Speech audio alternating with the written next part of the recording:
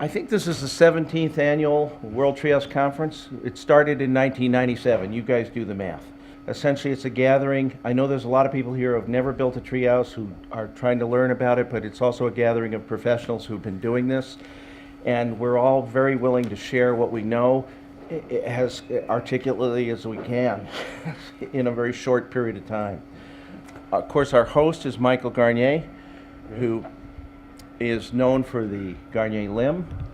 What's the purpose of this conference? The purpose of this conference is to exchange ideas and share ideas for building a better treehouse. Oh, this is a backup that's used a lot for GLs. It's a lot of times, it's mostly used for when you have to put your load out further away from the tree. All right, but we're doing it here as if the load was still at 2 inches to give it so that we can see what this adds, what this lag bolt adds. Okay, I have not tested a GL with a suspender yet. All right, so on this, we at 2 inches out, it went up to 3,800 foot-pounds on this gauge here. Okay, we're at 3,000. All right, now we're getting up there. If that pin failed, you might want to move this way. You guys might want to move over there. Okay, now we're going. Now we're up to close to 5. Wow. Yeah, 55. 5,000. Okay, we're going to 6. We're at 66. Wow. Oh, is that piece over there moving at all? The lag. Is the lag moving at all? Be bending the base out. Yeah, you're compressing the wood at the bottom. You know, Mike, it looks like your jack is twisting. Yeah, it looks like it's twisting the head of the jack. Looks like it wants to break the jack. 7,000. Yeah, exactly. It might be. It's breaking my pipe. I see some motion in that. Okay. All right, that's all I'm going to go. I'm satisfied with that. That's real impressive. It's ruined my tester. Yeah.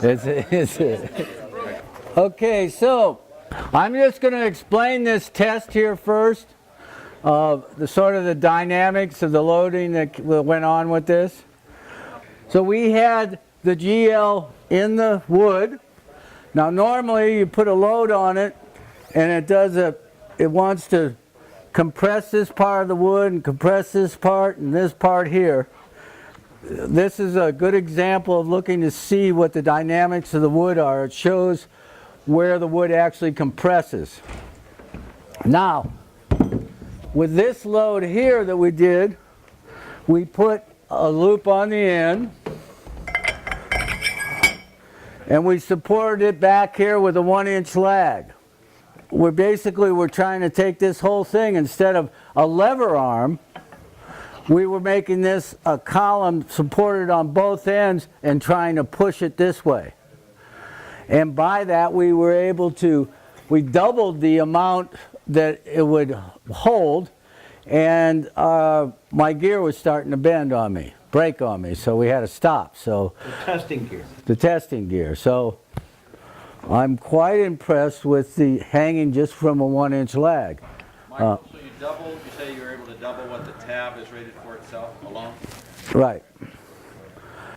And basically, it's not a lever arm. One of the reasons for why we did this is because if you put your weight out here without it, we know that it'll fail sooner. It won't hold as much weight because you've got more of leverage. This was to take away that leverage, and it took it away very well. We started this conference to build a better treehouse. This treehouse here, we had already gotten a permit for it. I was able to show the county that it would handle the loads required to by code. So by code, you have a live load, which is, if it's residential, it's 40 pounds per square foot. If it's commercial, it can be 100 pounds per square foot. You have your snow load, which is something that comes in the winter. You have your dead load, which is your structure, but that's usually only about 20 pounds per square foot. Your big loads are your live loads, your snow loads, and then your wind loads. Your wind loads can really kill you if your building department wants you to build for that. Then you got seismic too. Now California, we inquired about permits before. The seismic, I'm not too worried about with trees. Yeah, it's because it's your horizontal loading. It's it's a back and forth thing. So that's what a sliding bracket is for. Anyway, is for some of that. And the only place we've really had failures has been where we've had cyclical horizontal loading due to wind. And so it's one of the things that higher up you go, the more leverage you're going to have, the more movement you're going to have, and that's one of the restrictions to tree houses. And one of the rules of thumb on it are the higher up you go, the smaller you make it. Tell a little failure story. Okay. So in one of the treehouse workshop jobs a few years ago, in essence, we had this kind of setup in a Douglas fir tree in Redmond, Washington, and this tree was at about 30 feet of height where the connection was. The uplift arrestor was mounted to a 7x15 structural beam oriented horizontally from one tree to another tree. And it was being held up essentially by a tab system, a GL system just like this. The tree moved so much that we had a lot of this going on, again and again. And so finally the GL failed right here where it transitions from thread to solid stock. It broke. Now, and when it broke, it was also suspended by a cable, just like you were testing over here a moment ago. And it happened that it was a 3/8 cable, about 10 feet long, that was attached to another GL rather than a 1-inch lag bolt. And when this failed, because the 7x15 timber was so deep, in 15 inches, the timber tried to roll over. Because this failed here, and this was trying to pull out. The boss prevented this from coming through the uplift arrestor, and the suspender held. And the beam, because it was so big, just leaned up against the tree. So it did not actually roll over. That corner of the house, which is a fairly heavy house, dropped about 1.5 inches, 2 inches. Now this was not discovered for 18 months. Oh, jeez. When we just happened to go inspect things and something just looked really weird about that GL from the ground, and went up to look at it. In fact, it had sheared, and I mentioned it to the treehouse owner. I said, you know, those French doors, they haven't been able to close for 18 months. Well, why didn't you call us? I don't know, I just figured it was something else. So that suspender held the whole damn system for 1.5 years, and then we repaired it. The peacock, the Swiss family, the suite out there, and part of the cabal tree were done by, well, I took metal and attached it to the tree with lag bolts. And we tested those, and they were fairly strong in that, and they work off of friction off the side of the tree. Then the tree actually grows around it in bolster blocks, so it's like putting a little, like insetting it, or, so in a bolster blocks. So they're strong enough, but some of the limitations on that is, for one, it becomes more intrusive to the tree over time. And then the other is to be able to allow for different brackets and movement and stuff. A lot of these tree houses that people make, I get calls for, is, you take a beam, instead of nailing it to it, they lag bolt it to the tree. And it holds the weight until the tree moves and actually shears that bolt. So what we're trying to do with the GL is be able to support bigger loads, point loads, because a tree house is different than a regular house. A regular house has a foundation that's usually continuous, and your load is spread out over this whole area, perimeter area. But with a tree house, you have 1 tree or 2 trees, or if you have 4 trees, you're usually supporting it from 4 points as your load. So you have to design it. It's sort of like timber framing in that sense, right? point load. Yeah. And then, you know, if you have a single tree, you've got, now here on this one here, we have 4 points on this that we're supporting the load for this tree house. We're using knee braces, but it's 4 loads.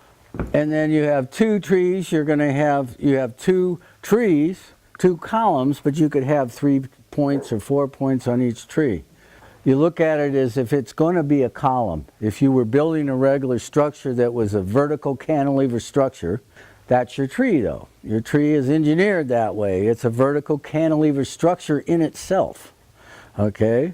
And you have 1 tree, you just have 1 point, and you have, then it's kind of more critical. The higher up you go, you get a bigger lever arm.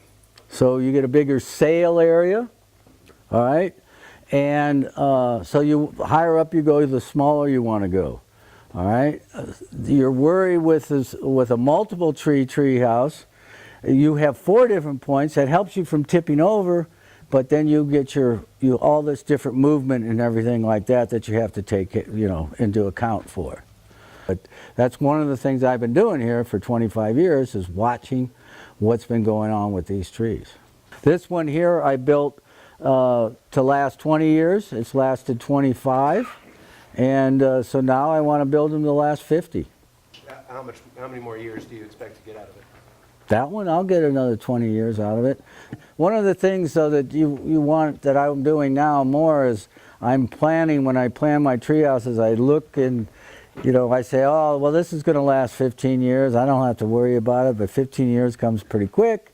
So you know, Your replacement before it happens. right, how to do it, you know, how you build it will make it easier for you to because these are like porches. Tree houses are like porches, and porches, they, you know, they go after a while. The beams go up. Tree houses are like deck systems that are elevated up in the air, and they're well ventilated.